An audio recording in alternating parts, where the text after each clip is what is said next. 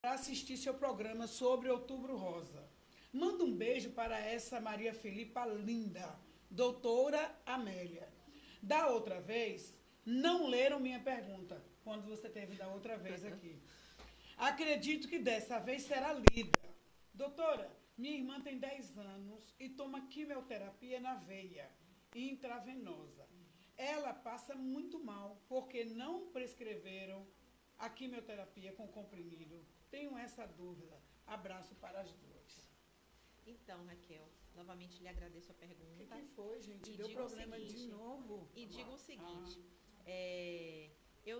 ficou uma dúvida para mim na sua pergunta se você disse que sua irmã tem 10 anos ou se ela está tratando o câncer de mama há 10 anos. Mas independente de qualquer coisa, mesmo que isso seja na criança, ou seja, uma mulher adulta com câncer de mama que esteja fazendo um tratamento de quimioterapia, se ela vai fazer ou não a quimioterapia venosa, a quimioterapia oral, depende muito de em que fase da doença ela está, qual o objetivo do tratamento, porque as quimioterapias, a gente prescreve elas numa sequência lógica. Assim, às vezes a gente não consegue começar um tratamento pela quimioterapia oral. Às vezes é preciso primeiro começar com quimioterapia venosa e usar quimioterapia oral num segundo momento. No segundo momento. Então, assim, existe uma sequência no Tudo é uso. estágio de acordo com o paciente. De acordo com o paciente. Então, às vezes, a gente até quer prescrever uma quimioterapia, porque a quimioterapia oral realmente ela tem um perfil assim de efeitos colaterais que às vezes é bem cômodo, o paciente toma e tem poucos efeitos e tal. Mas às vezes a gente não prescreve porque não é o momento certo de prescrever, não é o momento adequado, porque a gente tem outras opções que vêm antes do comprimido que para aquela paciente seriam melhor. Então a gente tem uma ordem lógica para seguir. Mas sempre que possível, a gente procura adequar para a quimioterapia ser o menos tóxica, a paciente ter menos quantidade de efeito colateral. Inclusive, doutora, assim, na minha ignorância, porque eu não entendo, mas assim, a gente pode perceber que dentro dessa questão é agilizar a maneira do paciente, a atuação da medicação, para que ele tenha uma resposta, inclusive, mais rápida. Mais Isso rápido. implica, né, na questão Às de... vezes a gente precisa usar drogas venosas em Isso, combinação para aumentar a resposta em um determinado resposta. momento. E aí depois, num segundo momento, a gente consegue usar alguma coisa que seja mais tranquilo assim, para o paciente ter melhorar a qualidade de vida do paciente também, né? Hoje em dia na oncologia a gente já tem várias drogas, não só quimioterapia, mas outras substâncias também. Tem a própria hormonioterapia que é muito usada no câncer de mama e outras substâncias que a gente consegue, que estão sendo disponibilizadas em comprimido. E isso é muito importante para o paciente. Até porque, se você for pensar na rede SUS, quando se a gente tivesse um acesso maior a essas medicações comprimido, seria muito mais fácil tratar o paciente. Você acaba desafogando muito mais também os locais, por exemplo, o Aristides Maltese e os hospitais onde fazem tratamento. Se você disponibiliza uma parte desses tratamentos como oral, isso facilita muito a rotina. Porque o paciente não precisa ficar ali tomando a medicação é dispensada para ele, ele toma e depois volta. Mas ainda existe um acesso mais difícil no SUS para esses comprimidos. Não é toda a medicação comprimido que a gente dispõe no SUS. Aliás, são poucas. Óbvio que isso está melhorando. Existe, inclusive, um movimento grande da sociedade de oncologia, da sociedade civil, para liberar essas drogas orais para o SUS. E acho que a gente deve conseguir. Doutora, agora a senhora falou aí como é que é? Hormonoterapia? Hormonioterapia. Hormonioterapia. Por curiosidade, a senhora explica? É o bloqueio hormonal. Na verdade, o que acontece? As pacientes que têm câncer de mama e que na análise do tipo do tumor, porque o câncer de mama ele tem vários tipos diferentes, né? Então, toda vez que você faz uma biópsia, naquela biópsia, além de dizer se é câncer ou não é câncer, fala do tipo. E tem uma informação que é muito importante, que é se naquele tumor, na superfície da célula do tumor, existe receptor de estrógeno e receptor de progesterona, que são os nossos hormônios femininos. Então, os tumores que têm na sua superfície receptor de estrógeno e de progesterona, significa que o seu próprio hormônio, o hormônio que você mesmo produz, pode se ligar naquele tumor e fazer com que ele cresça, com que ele aumente, desenvolva. Então, quando a gente está tratando essas mulheres, a gente usa a hormonioterapia ou bloqueio hormonal, que é uma substância que bloqueia esses receptores para que o nosso hormônio não haja estimulando o crescimento da célula tumoral. Então, para tumores de mama receptor hormonal positivo, existe o bloqueio hormonal que é feito para evitar a proliferação, que seja mais uma via de crescimento do tumor. Ok. Sandro Roberto de Tancredo Neves. Nós temos aqui agora a pergunta de um homem. Doutora Ana Amélia, minha esposa acabou de descobrir um câncer de mama. Quais são os possíveis efeitos colaterais da radioterapia? Radioterapia. A radioterapia, quando você faz o diagnóstico do câncer de mama, o primeiro objetivo é sempre tratar com cirurgia, né? Via de regra, né? Porque a cirurgia é o tratamento curativo, né? Você descobriu um nódulo, se você detecta um nódulo e ele está restrito à mama, só tem na mama, não tem em outros lugares, o tratamento é um tratamento cirúrgico. Às vezes a gente faz um pouquinho de quimioterapia antes para poder diminuir, para você operar melhor, mas de antemão o objetivo sempre é operar. E aí depois que você opera a mama da paciente, depois que você faz a cirurgia, se você só tirou uma parte da mama da paciente, que é o que na maioria das vezes acontece, né? Hoje em dia, quando você descobre um nódulo pequeno, você não precisa mais tirar a mama toda, você vai tirar só uma parte, um quadrante, que a gente chama, né? A paciente fez um quadrante, porque ela tirou apenas um setor ali da mama, um quadrante da mama. Depois, o que é que a gente faz? A gente faz um tratamento local nessa mama que sobrou, para diminuir o risco da doença voltar na mama que sobrou. Esse tratamento é a radioterapia, que são aplicações de raios de radiação, né, de energia, na mama remanescente, como um reforço depois da cirurgia, para poder evitar que a doença volte na mama que sobrou. Então, isso é a radioterapia. Os efeitos, como é um tratamento local, os efeitos colaterais, eles são mais locais, porque essa mulher vai ser submetida às aplicações ali na mama. Então, é feita uma marcação no setor de radioterapia, é localizado exatamente onde ela vai receber aquela aplicação, e ela recebe a aplicação ali na mama. O médico vai definir quantas sessões ela vai tomar. Normalmente, ela faz as aplicações de segunda a sexta. São aplicações rápidas, não dói, né? No momento da aplicação não é doloroso. E os efeitos são predominantemente efeitos locais. Pode ocorrer alteração da coloração da pele, a pele pode ficar um pouco mais escura, mas depois, com o tempo, ela vai retornando, né? Pode haver algum desconforto local, às vezes as pacientes referem que está dando choquinho, que está pinicando um pouquinho ali na mama, dá algum certo desconforto, mas basicamente são efeitos locais, né? Tem poucos efeitos sistêmicos. Às vezes algumas pacientes referem um pouquinho de enjoo, um pouquinho de astenia, ficam um pouquinho mais prostradas, mas normalmente a radioterapia é um tratamento tranquilo, assim, é feito e os efeitos colaterais são bem locais. Bem locais. Ok. Humberto de Jesus, de Cajazeiras 8. Os homens preocupados. Que programa bacana. Espero que fique no ar para sempre, vereadora. Quando dá 12 aqui em casa, a mulher já grita o programa da minha vereadora. Através dela, passei a assistir toda quinta. Um abraço para a doutora Ana Amélia. Eu quero saber por que quando tira o linfonodo de algumas mulheres com câncer de mama, elas não conseguem mais levantar o braço. Minha avó foi assim, eu nem sabia disso, viu, gente? Então, veja só, o que ela está querendo dizer ali? Ela está falando do linfonodo da axila. Porque o que acontece? Quando você tem uma doença na mama,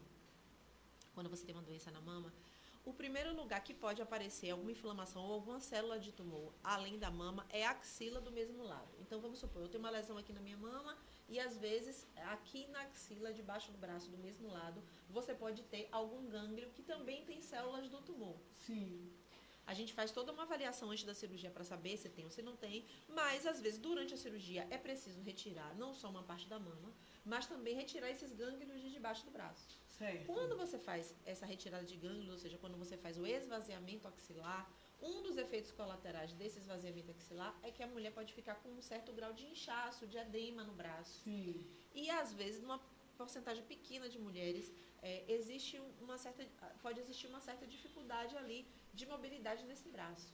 Então, ela tá falando que foi a avó, ele tá falando que foi a avó dele que isso aconteceu, então muito provavelmente ela fez essa cirurgia já há algum tempo. Onde né? as coisas eram mais... Porque a gente tem restritas. visto cada vez menos isso, até a técnica cirúrgica mudou um pouco, a gente tem visto bem menos linfedema, mas pode acontecer. Então, se ela fez um esvaziamento axilar, de cal, tirou, né, muitos gânglios, ela realmente pode ficar com essa sequela, que é o linfedema, porque há um comprometimento da drenagem linfática desse braço, e aí ele pode ficar um pouco mais inchado, um pouco mais pesado, e em casos extremos ter também uma dificuldade de movimentação. Mesmo com... Tem fisioterapia? Tem. Hoje em dia a gente já encaminha as pacientes para fisioterapia antes da cirurgia. Entendi. Elas já ficam preparadas. Para ficar preparadas, okay. E a taxa de linfedema tem diminuído bastante. Ok. Chegando mais perguntas. Bianca Menezes, de Fazenda Coutos, esse programa arrebenta toda quinta, eu estou colada. Não perco por nada, minha vereadora. Esse mês achei que no programa não ia falar sobre Outubro Rosa. Está vendo? Já estavam esperando. Você está vendo? O pessoal fica... mas, no fundo, sabia que a senhora ia trazer o tema. Porque você sempre foi por nós mulheres. Minha tia tem câncer de mama. Apanhou muito do meu tio. É ameaçada de morte por ele. Com isso, ela tem medo de sair, porque ele está solto mesmo, com queixas na delegacia. Ele sempre passa aqui para ver se ela está na rua. Ela usa quimioterapia venosa. Ela não está indo para o irmã Dulce fazer o tratamento. Tem 2 meses sem tomar. Ela corre risco de morrer, ela tem 60 anos. Vixe, quanto comprometimento. Ô, Bianca, muito obrigada por você trazer o assunto aqui para nós, tá? Primeiro, coisa séria, essa viu? situação é uma situação bastante séria, né? Ela está falando que a tia dela está em casa, tem um tratamento para fazer e está com dificuldade de ir a um hospital. Então, assim, óbvio que a gente não tem como atuar nisso aqui no programa.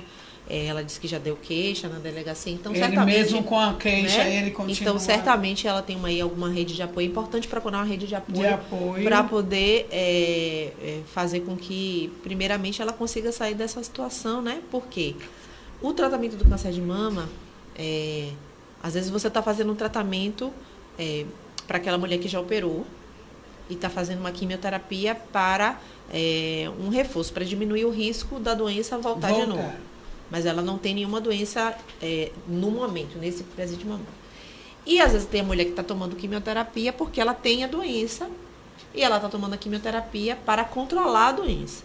Então a gravidade é diferente. Se ela já operou, né, e está fazendo uma quimioterapia para evitar que volte, mas ela não tem nenhuma lesão agora visível nos exames e está tudo ok, e ela para o tratamento, é óbvio que isso é ruim. Eu acredito que esse é o caso. Ela não... é óbvio que isso é ruim, mas não é tão grave quanto aquela paciente que está com a doença e precisando fazer a quimioterapia com uma regularidade para que a doença não volte a crescer. Então, ela está perguntando se ela tem risco de morte, depende muito do caso. Não dá para eu saber exatamente o risco dela e o prejuízo dela em não estar fazendo o tratamento só com o que você me falou, porque você não me deu esse detalhe. Agora, certamente, se ela interromper o tratamento, por qualquer motivo que seja, para ela isso é ruim. Talvez ela não morra por conta disso, mas para ela é muito ruim interromper o tratamento, porque independente de por que ele foi prescrito, ele precisa ser feito e com intervalos, o intervalo correto. Doutora, eu queria tratar um assunto com a senhora, que nós temos várias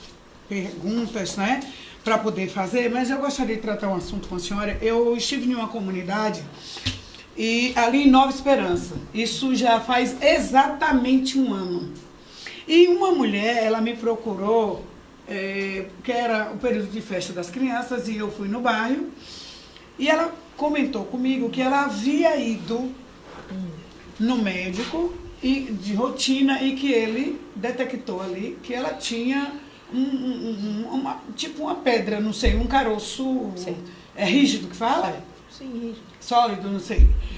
Nódulo sólido. E aí eu perguntei, e ela disse a mim que ela ficou com medo e que ela não voltou mais nada.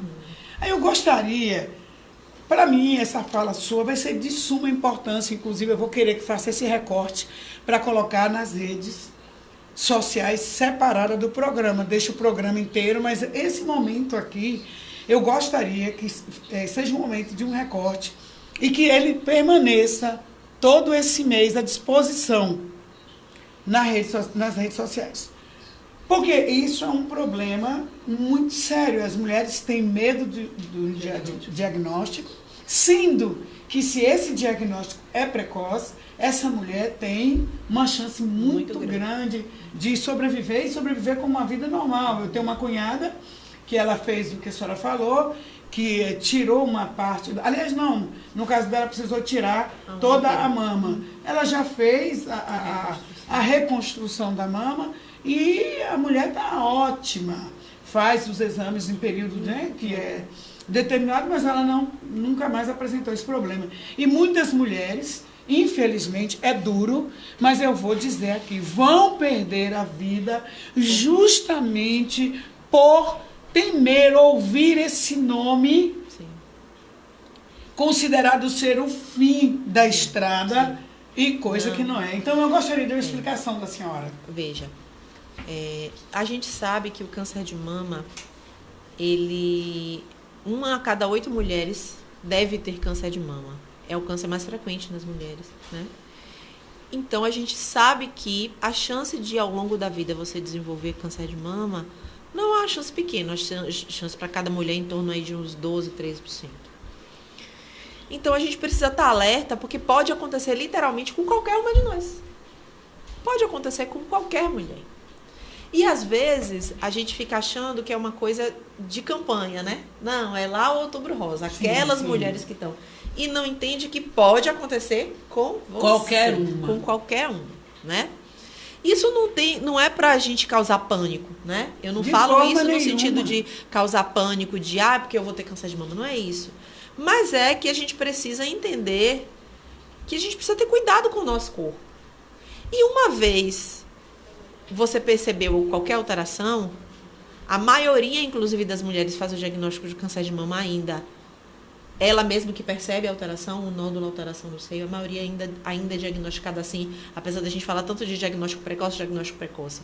A maioria dos diagnósticos é feito não por mamografia, e sim por a mulher que percebe que tem uma alteração.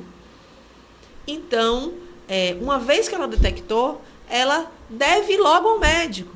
Porque se você não vê, não vai atrás daquilo e não procura identificar exatamente o que é, pode ser que no momento que você se dê conta, ou que você tenha que procurar o serviço de saúde porque você está sentindo alguma coisa, o seu tratamento já vai ser um tratamento muito mais difícil. Invasivo. Mais né? invasivo, a gente vai ter que utilizar. Tem mulheres, por exemplo, tem mulheres que, por exemplo, têm câncer de mama, operam e não precisam nem fazer quimioterapia. O tratamento é só a cirurgia e a rádio, por exemplo. Então, se você faz um diagnóstico precoce, o tratamento ele é mais simples. Se você faz um diagnóstico mais tardio, não é que você não vai conseguir a cura, não é isso. A chance de cura diminui, mas é possível, obviamente que a cura é possível. Hoje em dia, cada vez mais possível. Agora, o tratamento vai ser muito mais complicado, demorado, custoso. E não é um custo só econômico, é um custo emocional, porque ela vai precisar passar por situações de mais... o tratamento mais demorado, vai ter mais impacto na vida dela como um todo, na vida da família, quando, na verdade, ela poderia fazer o tratamento e ser curada com poucas intervenções. Então, é importante que a mulher entenda que o câncer tem cura e que, uma vez que ela detectou um processo, nada vai parar aquilo, a menos que ela procure o tratamento. Então, não adianta ela ficar em casa esperando desaparecer. Porque se for realmente um câncer invasivo, isso não vai acontecer. Isso só vai fazer com que ela tenha mais dificuldade de tratar no futuro. Muito obrigada. Leone, eu quero que você marque exatamente essa fala dela, tá? E quero que recorte e que ela fique todo o mês, tá? Andréia Pires. Nosso seio tem umas fibras natural, né? Ela está perguntando. E muitas vezes no exame de toque no nosso próprio seio pode ser confundido com nódulos. Como identificar através de apalpar o próprio seio Como diferenciar, doutora? Bom, veja só. Para uma pessoa que não tem o hábito de fazer o autoexame, às vezes fica difícil você entender o que é uma alteração da sua própria mama, o que é uma coisa nova. Mas se você tem o hábito de se examinar, fica mais fácil. Porque é óbvio que para quem não é médico, que não é da área, é muito difícil você dizer com certeza, até para quem é médico, viu? A gente só tem certeza quando a gente realmente faz a biópsia. Mas entenda, se você se examina regularmente e você conhece a sua mama, e de repente aparece alguma coisa na sua mama que não estava ali, independente do que for, você precisa procurar uma orientação. Então, eu acho que a forma melhor de você identificar quando aparece alguma coisa suspeita na sua mama é você ter o hábito de se examinar. Porque muito importante. Se você tem o hábito de se examinar, quando aparece o diferente, você sabe que é diferente. Por exemplo, tem mulheres que no período da menstrual a mama fica diferente, fica mais dolorida, fica realmente com uma textura diferente. E uma textura diferente. Mas se você nunca se toca, e aí você pega aquilo, você já fica achando que é alguma coisa. Mas se você tem o hábito de se tocar, quando você pegar, você vai dizer, não, isso aqui é o meu habitual. Então, a gente sabe que o autoexame das mamas ele é importante por causa disso. Não substitui o exame do médico, é importante dizer.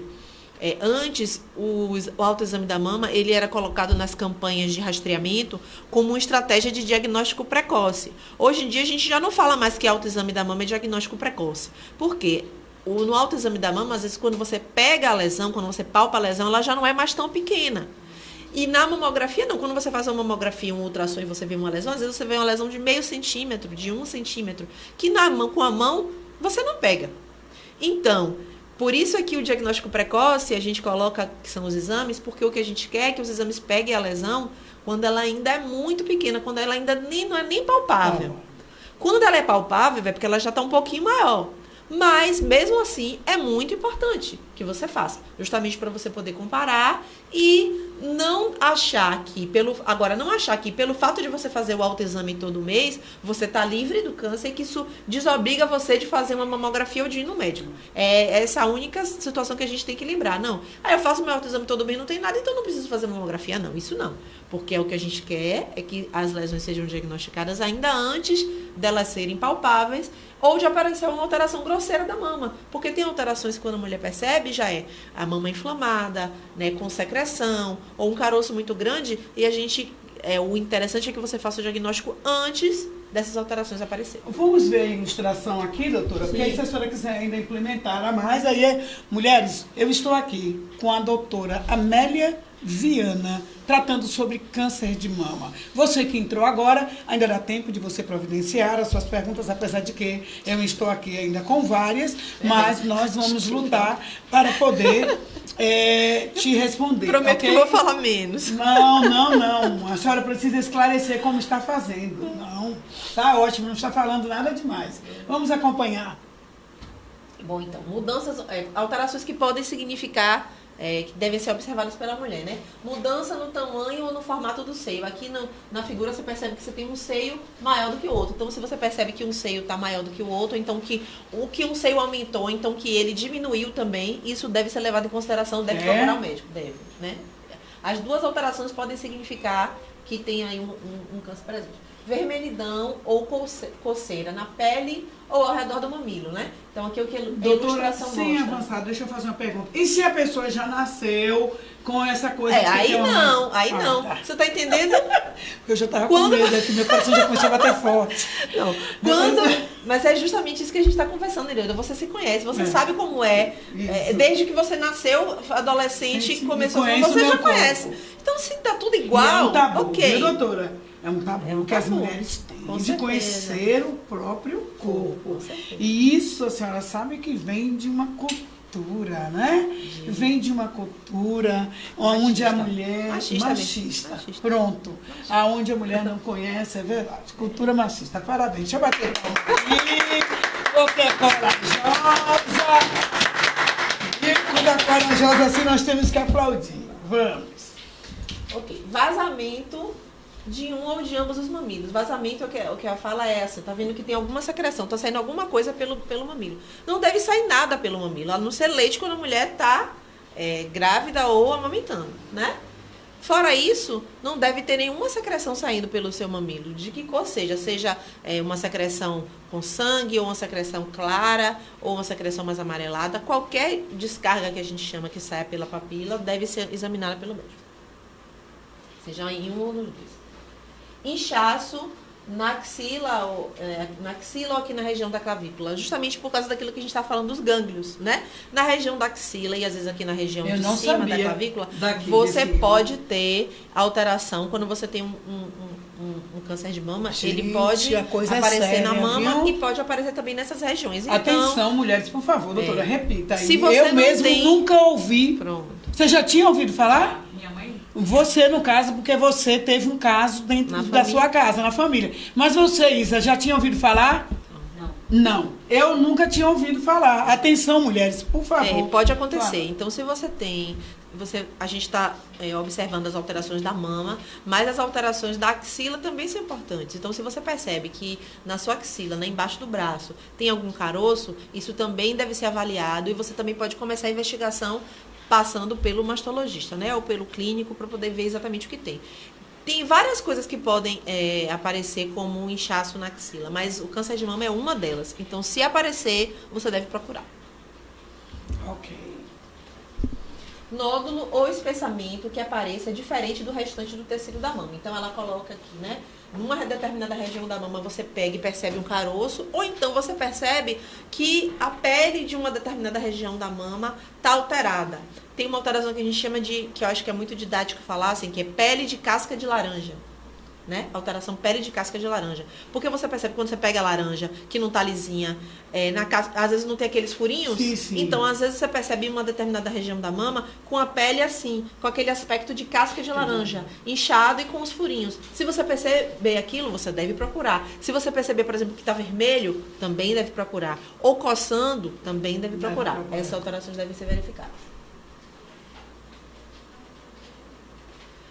Aqui, mudança de textura da pele com enrugamento ou covas, ou seja, aquilo que a gente falou. Se a textura da pele muda, se a pele da sua mama era lisa e agora ela está rugosa, se está coçando, se está descamando, se está vermelho, isso tudo deve ser avaliado. Inversão ou mudança da posição e formato do mamilo. Isso é uma coisa que pode acontecer também. Às vezes o mamilo ele entra, às vezes ele aumenta de tamanho.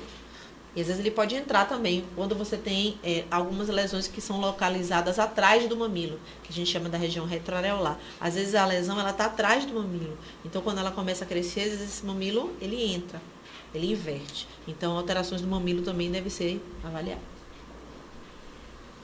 E dor também constante nas mamas e nas axilas. A dor não é um sintoma que costuma aparecer com lesões pequenas, né? É uma isso dor já está no avançar. Que costuma aparecer com lesões maiores. Mas, se você não tinha... tudo faz parte daquele mesmo texto que a gente já falou. Se você não tinha, começou a ter dor, deve ser avaliado. Já foi, dor, já foi. Já foi. Pronto. Então, das alterações que a gente tem que perceber durante o autoexame, são as alterações mais importantes, né? E aqui ele está explicando, né, uma sequência como o autoexame deve ser feito, né?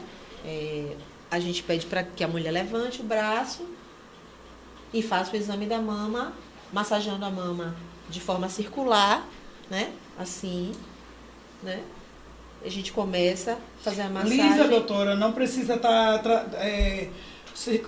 palpando com os dedos, não? Você pode fazer liso. Inicialmente, assim, eu faço liso, a gente faz liso. E depois você pode fazer aquela palpação digital. Normalmente na hora do banho, porque é a hora que a mama está molhada, às vezes está com sabão também. E aí desliza com mais facilidade. Tá, então, ótimo. No banho, você vai passando assim, ela desliza mais rápido. Olha então, aí, tá vendo? Momento do banho, em que a mama está molhada, envolvida assim, né, pelo sabão, que isso auxilia na detectação. E aí depois, quando você estiver deitada também na cama, você pode também fazer a mesma manobra de novo, apertar para ver se sai alguma secreção, porque aí você examina em duas posições. Você examina em pé e também deitado. Isso aí ajuda a detectar as alterações, perceber qualquer coisa. Ok, vamos lá com mais perguntas. Roberta de Vilas do Atlântico. Vereadora, muito obrigada por nos permitir participar do seu programa.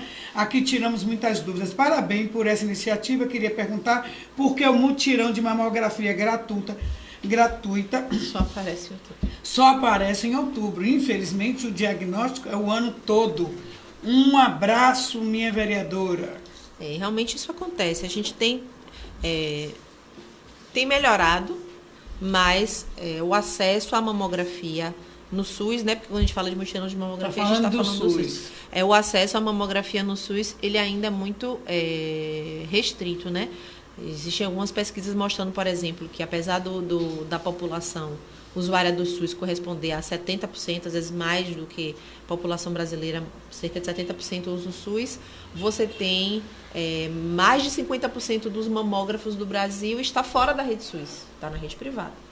Então, existe essa desproporção, que é uma coisa muito ruim, faz com que a população do SUS tenha muita dificuldade e demora no acesso aos exames, né? Então, a gente sabe que isso é uma realidade que as autoridades precisam reverter. Precisam reverter, de fato, até porque, doutora, quanto mais complica, pior fica, né? Mais gasto, inclusive, para o próprio SUS. Inclusive para o próprio SUS. Está na hora de parar, de rever essa administração dentro dessa questão, né, de saúde e procurar proporcionar de maneira que venha beneficiar tanto a população como também o próprio sistema. Porque quando isso complica, gasta muito mais, então precisa a gente fazer um trabalho aí, né, de atuação para que isso venha mudar. Minha vereadora, você arrebenta, que nem ama, deixa eu ler o nome do homem, Lázaro, do bairro de Gomadeira, só está dando homem aqui, viu? Minha vereadora, você arrebenta, que negona que amo, viu? Aqui em Gomadeira, parabéns por trazer essa oncologista de grande envergadura. Falo isso porque minha tia foi atendida por ela na nasceu. Minha pergunta, essa minha tia que a doutora atendeu morreu, mas acredite, não foi do câncer, foi de depressão após saber da doença. Porque em todos os hospitais oncológicos não tem uma psicóloga para receber os pacientes que descobrem que têm o câncer. Deus abençoe vocês. Olha, hoje em dia, essa questão da atenção multidisciplinar do paciente oncológico, ela tem sido muito abordada e a gente sabe que cada vez mais é muito importante. É muito importante que você tenha uma equipe ao tratar dos pacientes oncológicos que seja composta por psicólogo, nutricionista, terapeuta ocupacional. Tudo isso está envolvido no cuidado do paciente oncológico. Existe uma tendência a isso acontecer. Por exemplo, lá na CEON a gente tem psicólogo, mas em todos os lugares que eu trabalho com pacientes oncológicos tem psicólogo. Tem psicólogo. E nos ambientes SUS eu já trabalhei também, eu já trabalhei no SICAM, também tinha psicólogo. É óbvio que só ter o psicólogo, isso é importante, mas não é a única coisa que vai determinar que a paciente vai ter depressão ou não. Existem muitas outras coisas envolvidas. O psicólogo é o primeiro passo, mas assim, às vezes mesmo você oferecendo psicólogo, existe toda uma situação social, existem outros fatores da própria paciente que ela precisa, às vezes, de atendimento psiquiátrico também. Ela já tem um humor rebaixado, né? Precisa de um atendimento psiquiátrico também, precisa que a família toda chegue junto, precisa de muita coisa, precisa do apoio de nós como médicos, no sentido também de entender que aquela paciente está precisando, às vezes, de uma atenção maior em relação a isso, até do que da própria medicação, enfim. Tem que ser uma atenção global. Agora, certamente, a psicologia é muito importante e já existe esse entendimento entre os oncologistas de que a gente não consegue avançar muito, não consegue trabalhar sozinho. Sim, sozinho. Jussiene Santos, o fato de uma mulher ter retirado o nódulo suspeito e que após a biópsia não foi confirmado, a impede de fazer reposição hormonal? Pergunta importante aqui, ó. Quem tem casos de câncer na família deve fazer mamografia antes de 40 anos? Se ela retirou um nódulo na mama e esse nódulo foi dito como um nódulo que não era maligno, né? A gente tem que ver exatamente o que foi que deu o resultado da biópsia, na verdade. Porque, a depender do resultado da biópsia, não é câncer, não era maligno, mas é uma lesão que essa mulher entra numa categoria de risco maior. Vou explicar novamente. É assim, para você avaliar se a paciente pode receber reposição hormonal, você tem que avaliar se ela tem um risco maior de ter câncer de mama. Isso pode ser avaliado tanto pela história familiar da paciente, quanto se ela já fez biópsias, o resultado dessas biópsias. Não é toda biópsia que bota ela numa categoria de risco maior. Não é todo o resultado, por exemplo, se ela biopsia e veio, sei lá, um fibroadenoma. Isso aí não tem problema nenhum. Agora, por exemplo, se veio uma hiperplasia atípica, a depender do resultado, tem algumas lesões que realmente deixam a gente com o alerta ligado. Então, para eu dizer exatamente se o que ela tirou vai impactar no risco dela e vai impedir ela de fazer ou deixar a reposição hormonal um pouco mais restrita para ela, eu preciso saber exatamente o que deu no resultado da biópsia. Agora, independente de qualquer coisa, tem vários fatores de risco que a gente tem como, ainda mais agora que a gente diz nessa vida moderna, né, a vida mais ocidentalizada, essa vida da gente mais na cidade, mais industrializada, tem vários fatores de risco que podem impactar no nosso risco de ter câncer de mama, né? E a gente está falando muito em Outubro Rosa, a gente fala muito de prevenção, de mamografia, de diagnóstico precoce, mas o que realmente é prevenção primária, o que realmente faz diminuir o nosso risco de ter câncer de mama, são mudanças nos nossos hábitos de vida, né? É isso realmente, assim, você fazer uma mamografia e detectar uma lesão cedo é muito importante, mas a mamografia não diminui seu risco de ter câncer. O que diminui seu risco de ter câncer é a gente tirar os fatores de risco, que a gente chama de fatores de risco modificáveis. O que é que você pode modificar que pode diminuir o seu risco de ter câncer de mama? Melhorar a sua alimentação, não ganhar peso, principalmente depois da menopausa, não fumar, não beber ou beber muito pouco. Isso são fatores, e evitar o sedentarismo. Isso são os fatores de risco modificáveis. Se você influencia, você impacta nesses fatores de risco, o seu risco de realmente evitar o câncer de mama, a sua chance de evitar o câncer de mama, ela aumenta. Então, quando ela fala aí, reposição hormonal, eu posso fazer reposição hormonal, por isso que eu lembrei disso. A gente tem que pensar que se a sua médica, a sua ginecologista, lhe examina, lhe vê, tá tudo ok com você e você quer fazer reposição hormonal, você vai fazer sua reposição hormonal, mas você tem que pensar que tem todas essas outras coisas que você vai ter que melhorar. Você não vai fazer reposição hormonal, e continuar acima do peso, sedentário. Você está entendendo, Irilda? Então, tem que ter um equilíbrio. Então, a partir do momento que você faz reposição hormonal, mesmo que você esteja liberado, seu nódulo deu benigno e você está liberada para poder fazer reposição hormonal, você tem que pensar que, já que você começou a fazer reposição hormonal, você tem que melhorar várias outras coisas para que realmente você consiga equilibrar e não estar realmente sob um risco aumentado de ter câncer de mama por uso de hormônio exógeno. Olha, tem muitas pessoas aqui com uma pergunta, e tem pessoas, inclusive, que eu conheço e que elas estão perguntando e que eu sei a história a fundo, tá? Por exemplo, eu tenho aqui a Kessia Sandrini, ela diz o seguinte: minha mãe já teve câncer de mama, corro o risco de ter, preciso fazer o exame antes dos 40. Então, a Lua Pretinha está perguntando aqui, por que eu estou lendo os dois juntos? Porque tem condições dela responder as duas coisas juntas. Aí vem a Lua Pretinha e diz assim: por favor, me diz, a partir de que idade a mulher pode fazer o exame de mama? Nós temos a Kessia que perguntou se ela pode ter câncer de mama, porque a mãe teve câncer. E se ela tem que fazer, se precisa fazer a partir dos 40. Então, ela pode fazer, olha só, o risco, a mamografia a partir dos 40,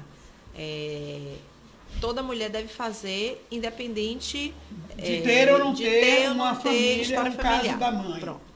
Se na sua família, quem teve o câncer de mama, teve o câncer de mama numa idade muito cedo, teve o câncer de mama abaixo dos 40 anos, ou abaixo dos 50, que é o limite que a gente coloca, certo, o seu risco de ter câncer de mama, ele aumenta um pouco. Então, você tem que fazer um acompanhamento mais regular. Olha, é assunto sério. Olha, pessoal, eu vou ler as perguntas, mas entenda. Quando a doutora Ana Amélia entrou aqui, ela falou sobre informação de qualidade. Alguém lembra que ela abriu o programa falando sobre informação de qualidade? Então, veja bem, eu sei o que vocês estão pedindo, que eu acelere, porque tem muita pergunta, mas também tem o seguinte, gente. A gente tem que trazer a informação de qualidade. Por exemplo, eu, mãe de filhos, com a idade que eu tenho, eu não sabia que poderia vir aqui para procurar. Como é o nome aqui nessa... Na região supraclavicular ou axila.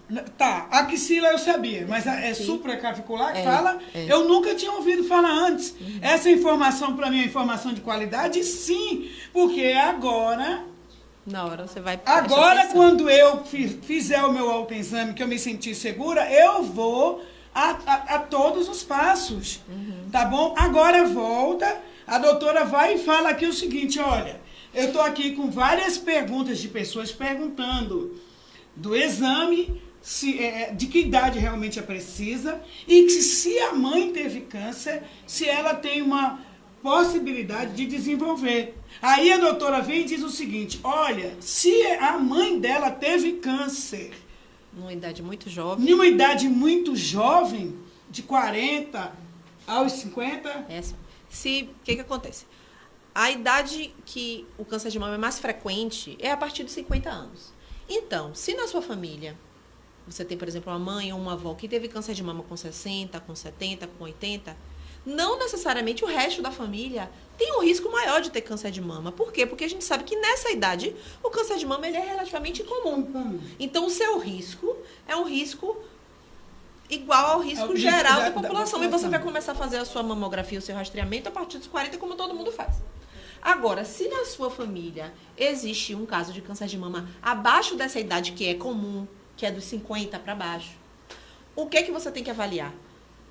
Eu tive um caso na minha família que teve um câncer de mama, teve um câncer de mama com 45 anos. Então, o que a gente recomenda? Você começar o seu rastreamento 10 anos antes daquela idade. Então, se você teve, alguém que na sua família teve um câncer de mama com 45 anos, você vai começar a fazer o seu com 35. Você está vendo, gente? Você está vendo aí, você está vendo que é informação de qualidade? Vocês estão entendendo? Olha, Kessia, eu espero que você, como você perguntou aqui, eu sei que você está esperando a resposta, mas eu também vou fazer o recorte desse momento, não é? Para continuar colocando. Gente, eu não sabia disso. E aí uma coisa que eu acho que é importante a gente falar, Heredo, que eu acho que pode responder várias outras perguntas também. Toda vez que eu vou falar em Outubro Rosa e, enfim, em autocuidado, eu sempre coloco que é muito importante que a paciente, ela eleja o mês dela de cuidado e ela vá no médico. Converse com o seu médico, faça uma consulta e depois ele vai passar para ela os exames que ela precisa fazer. Porque não existe uma receita de bolo. Às vezes a gente quer tratar o rastreamento como se fosse uma receita de bolo. Olha, toda mulher tem que fazer isso aqui. Tá. E não é assim. Cada mulher deve fazer os seus exames a depender do seu histórico pessoal e familiar. Então, por isso que o rastreamento ele deve começar sempre com a consulta com seu médico de confiança. Se é seu clínico, você vai no seu clínico. Se é no ginecologista, você vai no ginecologista. Conversa. E aí, colocando todas essas questões na mesa, é que você vai saber exatamente por onde você deve começar, o que você deve fazer e a partir de que idade.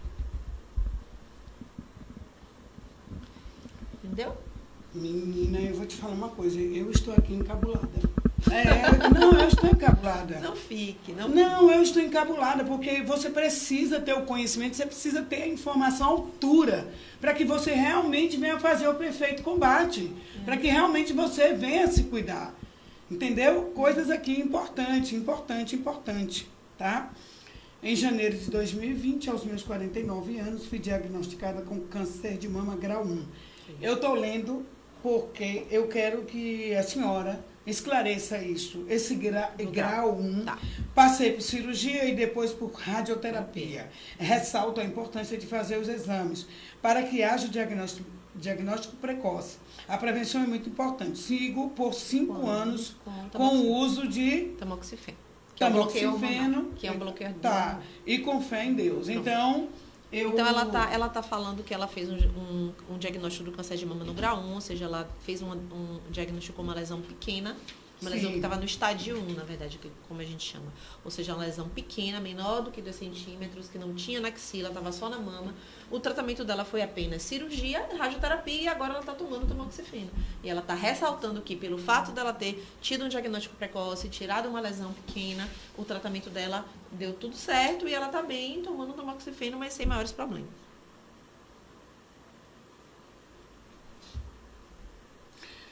Ela falou isso aqui, ô Luciana, no início do programa. A Luciana está perguntando assim, minha vereadora linda, parabéns por cada quinta-feira, ampliando os nossos conhecimentos. Tem um dia certo do mês para fazer o autoexame? Não, não tem um dia certo do mês. A gente só pede que você evite o autoexame no período menstrual. Para você não deixar para fazer o exame no momento que a mama está mais sensível e tal. É para você procurar fazer fora do período menstrual. Mas olha como uma coisa é, né? Você acaba de dar essa resposta. Olha aqui a pergunta da menina aqui, da Alexandra Santos. Eu tenho alterações nas axilas, perto de menstruar. E durante a menstruação, é hormonal? É normal? Não, ela está querendo saber se é normal ela ter sensibilidade nas axilas durante o período que ela está menstruada. Se ela percebe que é uma coisa cíclica, que toda vez, perto da menstruação, ela percebe que a axila fica dolorida e depois passa, não. Por quê? Porque aquilo ali é o normal dela. Né? A menos que ela perceba que está incomodando muito, que está diferente, aí ela deve procurar. Eu vou ler isso aqui só para... Tá, porque tem muita gente entrando. Bom, nós estamos aqui com a doutora Ana Amélia Viana, ela que está aqui trazendo esclarecimento, informação de qualidade para as mulheres poderem se prevenir no combate ao câncer de mama. E também para levar informação a toda a família, porque tem muitas mulheres que, infelizmente, elas não têm o hábito de ir ao médico e considera também que esse período é um período que se discute o fato, mas que ela não se predispõe a ir buscar. E você que é um familiar que está aí nos assistindo, prova disso é que nós tivemos aqui muitos homens fazendo perguntas, que você oriente, que você auxilie, que você inclusive conduza essa mulher para fazer... Muito importante, né, o apoio. A gente percebe isso no dia a dia, né, do consultório, quão importante é o apoio do marido, do esposo, do companheiro e da família, né? Muito importante. A gente percebe como as mulheres ficam felizes quando elas são acolhidas, né? Nesse momento, né? E como é difícil também você ver aquele caso da pergunta, né? Que foi colocada do esposo que não deixava a esposa. Ou seja, é muito importante, mas se a pessoa não tiver querendo colaborar, pode atrapalhar muito também. Olha aqui, ó. Eu não ia ler essa pergunta, mas aí eu resolvi ir até o final para ver a importância. Porque a gente vê uma pergunta parecida com a outra no início, o comentário. Aí a gente acha que é a mesma coisa, não é. Olha aqui que coisa. Maria Assunção, vereadora e doutora, no caso, ela está falando comigo, vereadora, e falando contigo. Eu tive um choque de realidade. Há 1 ano descobri que tinha câncer de mama e foi a pior notícia que recebi na minha vida. Eu tive que fazer a quimioterapia, vi meu cabelo cair. Não tem sido fácil. Deus está me dando força. Sofri muito com o preconceito das pessoas. Não estou sabendo como lidar com isso. De que forma a doutora pode me ajudar? Essa pergunta é muito importante, assim, e a gente já tinha falado aqui anteriormente do apoio do psicólogo, né? Apoio psicológico é muito importante. Você estar numa equipe onde você tenha a psicologia que ajuda a paciente a lidar com essas questões. Mas a gente sabe que, independente de ter o psicólogo e a paciente estar bem assessorada dentro da clínica e também em casa, a gente trata a paciente para que ela tenha uma vida normal. Então, ela não está só dentro da clínica, ela anda, ela né, cada vez mais ela circula pelos ambientes, ela tenta ter uma vida normal, interagir com as pessoas, né? E a gente percebe que nesse momento, quando a paciente sai daquele ambiente onde todo mundo sabe que ela está tratando e tem respeito por aquela situação, ela se confronta com muitas pessoas que o que eu digo assim é que existe uma falta de empatia muito grande às vezes de algumas pessoas com o paciente oncológico, né? E não se coloca no lugar daquela pessoa que está fazendo tratamento. E, às vezes, tem curiosidade acerca do tratamento, acerca do que a pessoa tá fazendo, mas que essa curiosidade ela não pode ofender o outro. Então, assim, se você... às vezes a gente... as pacientes contam pra gente no consultório que recebem perguntas do tipo, as pessoas ficam me perguntando, falando que, mas não se preocupe com o seu cabelo, o cabelo cresce. Elas ficam chateadíssimas quando ouvem esse tipo de coisa. Cabelo cresce, por quê? Porque cabelo cresce, ok, mas para ela aquilo ali foi uma coisa extremamente terrível. Então você não tem direito de falar para mim, chegar para mim e dizer assim, o cabelo cresce como uma coisa banal, porque não é, naquele momento não é isso que a pessoa precisa ouvir. Exatamente, porque não é. Ou então, mas você engordou, né? Ou então, você emagreceu, né? Então, assim, isso, as pacientes ouvem muito isso. E elas ficam muito chateadas, né? E óbvio que quando a gente está na consulta a gente tenta não relevar e tal, mas assim, eu tenho conversado muito a respeito disso com as pessoas, coloquei inclusive nas minhas redes recentemente um texto falando sobre isso, de como a gente precisa ter empatia pelo outro. E não esqueça de dar suas redes antes de sair aqui, tá, doutora? Por favor. Você precisa ter empatia pelo outro, porque aquela pessoa está passando por um momento extremamente delicado. Então, se você não sabe o que falar, não diga nada. Não diga nada. Sente ao lado. Você quer fazer. Você está precisando de alguma coisa? Muito forte. Você quer fazer alguma Se você não sabe o que falar, não diga nada. Muito forte, muito forte. Não fica. A pergunta que minha mãe fez foi essa: meu cabelo vai cair? Exatamente. Olha, é só para mostrar aqui o quanto as pessoas estão interagindo com o programa, interagindo com você, tá, doutora? Olha aqui, Andréa Pires, olha eu de novo, porque ela fez uma pergunta já aqui e foi respondida. Mas olha aqui a pergunta, olha eu de novo. Eu preciso aproveitar esse programa, muito interessante a cada tema. Iria Silva, você, como sempre, se preocupando com a saúde e integridade da mulher. Isso é louvável, mas isso não. Doutora, quando a senhora fala da reação das mulheres, olha só, você fez uma explanação aqui e ela ficou observando.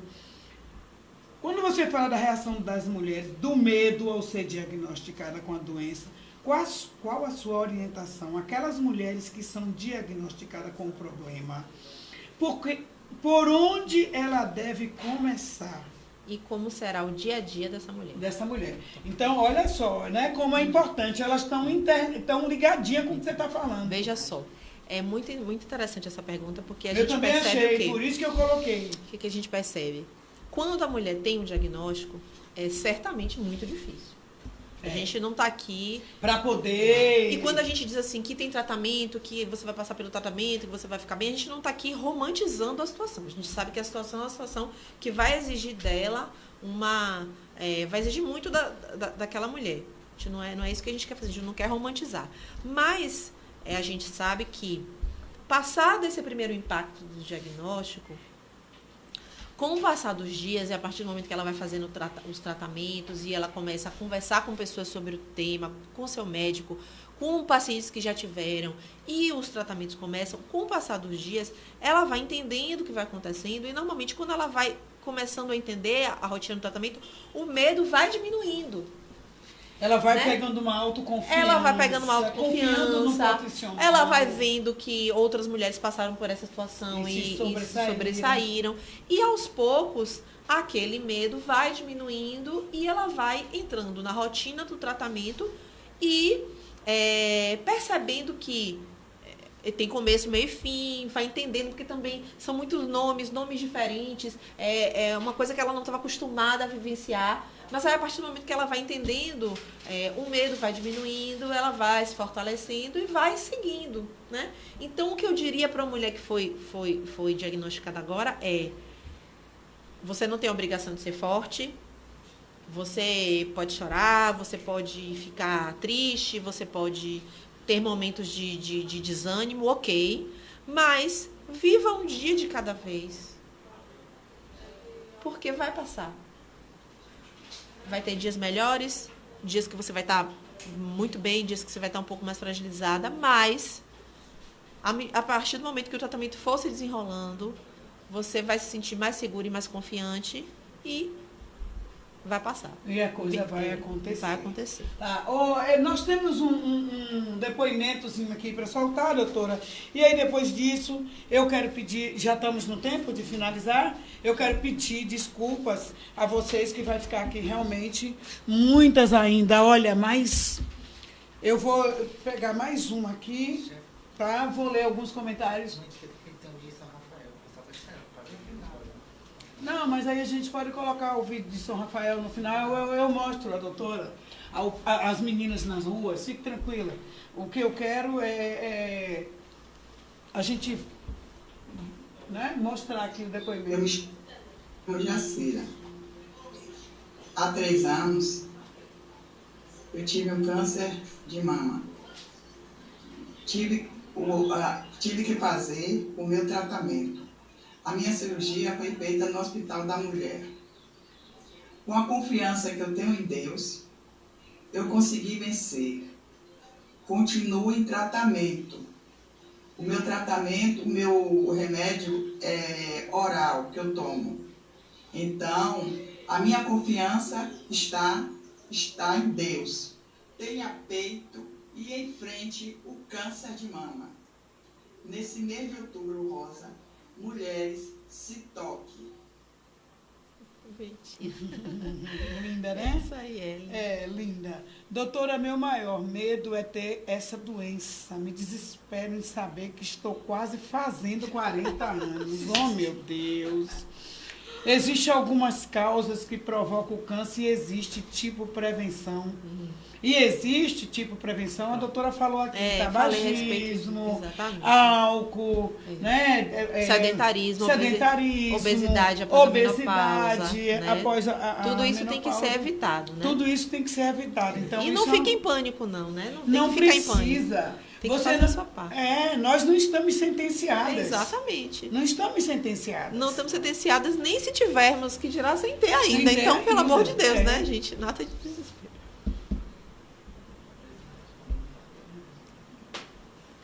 Olha, eu vou fazer essa pergunta aqui porque é importante. Doutora, a partir de 4 anos, quem está fazendo é a Flávia Matos. A partir de quantos anos uma pessoa pode ter câncer de mama? Uma menina adulta, jovem, consegue ter câncer de mama? Isso Sim. porque quando nós tratamos, assim, de senhoras, mãe de família, né? A gente está esclarecendo, mas a gente também precisa dar essa luz para as adolescentes. Pronto, o que acontece? Ele é mais comum a partir de 50 anos. Entre os 40 e 50, ele é frequente também, mas um pouco menos, né? E abaixo dos 40, ele é incomum. Mas pode acontecer. Nessas situações de câncer de mama em mulheres muito jovens, a principal suspeita é que estejam envolvidos fatores genéticos, né? Então, normalmente, para essas... por isso que é importante sempre você passar em consulta com o seu ginecologista, não só a partir dos 40. É óbvio que você não vai fazer uma mamografia, mas você vai você vai ter a atenção do seu médico, e se de repente no exame físico ele achar qualquer alteração, você referir, você vai fazer ultrassom, e aí, a partir desse momento, vai começar a fazer outros exames. Mas o que eu estou querendo dizer é que, para essas mulheres mais jovens que têm câncer de mama, a principal suspeita é que tem algum componente genético. Então, as mulheres têm sido cada vez mais encaminhadas para fazer testes genéticos para poder detectar se no seu DNA tem alguma variante, alguma mutação que possa estar levando essa mulher tão jovem a uma predisposição no câncer de mama, né? A questão da mutação do gene do BRCA1 e do BRCA2, que ficou muito famoso por conta de Angelina Jolie, que ela teve, por isso que ela fez a retirada das mamas, porque ela tinha lá uma mutação genética que aumentava o risco dela. Ok, olha, vamos ler aqui alguns comentários rapidinhos. Por exemplo, a Alessandra Santos, obrigada, doutora, pela resposta. É aquela que entrou falando que na outra vez, Sim. lembra? Sim. Você veio que ela não conseguiu. Agora que ela está lhe agradecendo pela resposta. Parabéns, doutora Ana Amélia, pelas informações de qualidade. Elta.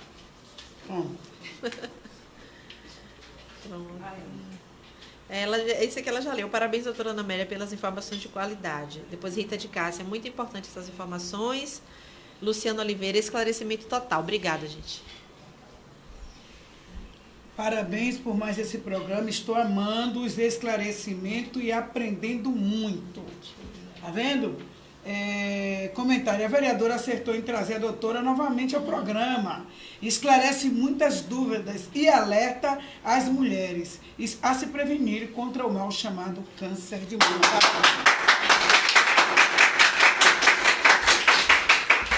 Gilda Ramos, parabéns, vereadora Ramos, pelo tema de hoje. Parabéns, Ireuda Silva, mais um tema de suma importância. Você é 10. As mulheres tudo ligadas, menina. Entendi, Andréa Pires. Entendi, doutora. Eu sempre faço essa avaliação no meu corpo através de apalpar. E isso sempre foram identificadas sem alterações. Ela é a que mandou a primeira pergunta e que depois disse assim, olha eu de novo. E que lhe pediu agora a explicação para poder auxiliar as mulheres que são diagnosticadas. Por favor, doutora, aborde um pouco a questão das... hereditariedade. Foi o que eu acabei de falar agora, né? Das quando mulheres... a mãe ou o pai, parente tiver. Ok. Faltam 2 minutos, a fala é sua. Vou doutora. falar, pronto. A gente tem que ajudar aqui a esclarecer o povo. A gente tem muitos elogios aqui. Então, a gente está falando... A última pergunta sobre hereditariedade, realmente... Como eu tinha falado, mulheres muito jovens, elas podem ter fatores genéticos envolvidos. E se você tem parentes do mesmo lado da família, mais de 2 parentes com câncer de mama, você já deve ficar alerta de que realmente você pode ter alguma predisposição genética. E isso deve levar você a procurar um médico e perguntar, para ele ver se você tem um risco maior e se seus exames devem começar mais cedo, né? Tá certo. Aqui, deixa eu ver. Aqui, olha. Importante essas informações analisar as aquecidas. Está vendo que a informação... Gente, eu vou pedir a vocês, vai ficar... Eu sinto muito, olha, vai ficar... Acontece, eu sei que hoje ia ser dessa forma, outros programas é assim, imagina um programa dessa relevância. Eu vou pedir a vocês que, por favor, vocês compreendam e eu prometo que eu vou chorar aqui. Para depois de outubro, ela me vê uma agenda que ela possa vir aqui auxiliar vocês com mais esclarecimento, porque o programa foi excelente. Programa maravilhoso. Eu é que quero agradecer, viu, minha doutora? De coração. Eu gosto da maneira como ela trata, a simplicidade com que ela informa os fatos. É rica em detalhes e a linguagem é a linguagem que eu entendo, é a linguagem fácil. Porque, doutora, eu não estou aqui, por favor, para desmerecer a medicina, longe de mim seria uma ignorância da minha parte. Mas existem algumas situações que a gente recebe um diagnóstico tão acelerado, você não entende, você tem medo de perguntar de novo, vergonha de perguntar, e aqui tirou muitas dúvidas e com muita facilidade, eu lhe agradeço. E vou lhe fazer um pedido aqui no ar. Continue assim, minha irmã. Minha querida, continue assim, que a gente precisa, as mulheres, nós mulheres precisamos. Agora, doutora, vamos ver aqui o clipezinho, que todo mundo sabe que eu estou em campanha política, tá? Estou aqui buscando. Vamos ver aqui o clipezinho do pessoal de São Rafael. Olha, eu quero ver se esse clipezinho tá bonito aí. Esse clipe tá bonito, viu? Vamos ver aí a juventude dançando. A menina falou que ela te inspirou totalmente em você para fazer. Viu? Olha, disse que se inspirou totalmente em mim para fazer o clipe. Ah, obrigado pela parte que me toca, viu? Obrigado pela parte que me toca. E vamos ver aqui. Vamos. Sim. Olha só. Esse homem tá parecendo comigo, gente. Meu Deus! Sim, nós podemos continuar. Sim, nós podemos continuar. A força da mulher em todo empoderamento. E eu nasci, mas está em todo movimento. Ela vai pra rua, vai pra favela, vai pra quebrada, está nos guetos, sendo social. Eu sou pra saúde, educação, tá no esporte, tá no lazer. E nossa Salvador continua a crescer. Eu nasci, mais 4, 5, 6. Ireuda Silva. Linda, linda. Ireuda Silva. 4, 5, 6. Ireuda Silva. 4, 5, 6. Força de trabalho com toda a dedicação. Ireuda Silva vai dar continuação. A favor da mulher, contra o racismo, contra o preconceito, a superação. Projetos sociais estão em execução. alegria está ficando como a gente quer. Vamos com Irã Silva, do que ela é forte, você é mulher. Irã Silva! Irã Silva! 10, 4, 5, 6. Irã Silva! 10, 4, 5, 6. Irã Silva! 10, 4, 5, 6. Irã Silva! 10, 4, 5, 6. Irã Silva! Forte, você é mulher.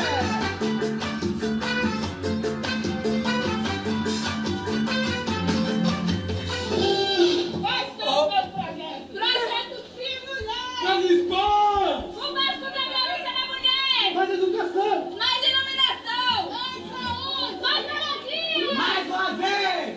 Irã Silva! Forte você é mulher!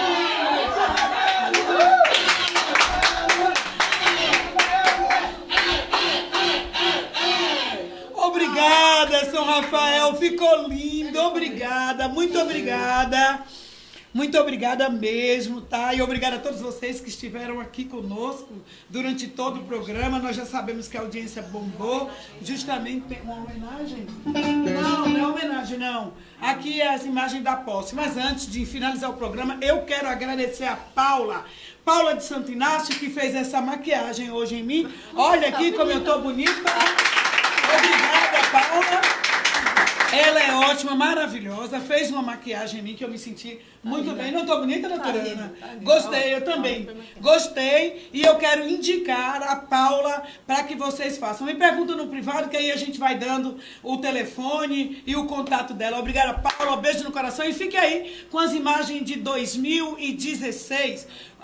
De 2017, a posse, de quando eu tomei posse, né, como vereadora, e a gente está na batalha para a reeleição. Beijo no coração de vocês e até quinta-feira. E quinta-feira nós estaremos aqui com Ana Paula Matos. Obrigada, viu, querida? Obrigada pela participação.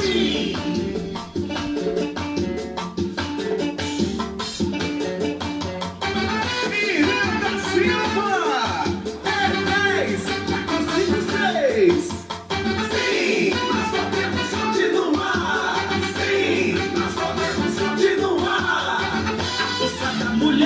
Em todo empoderamento, Irã Silva está em todo movimento. Ela vai pra rua, vai pra favela, vai pra quebrada, está nos guetos, fazendo social com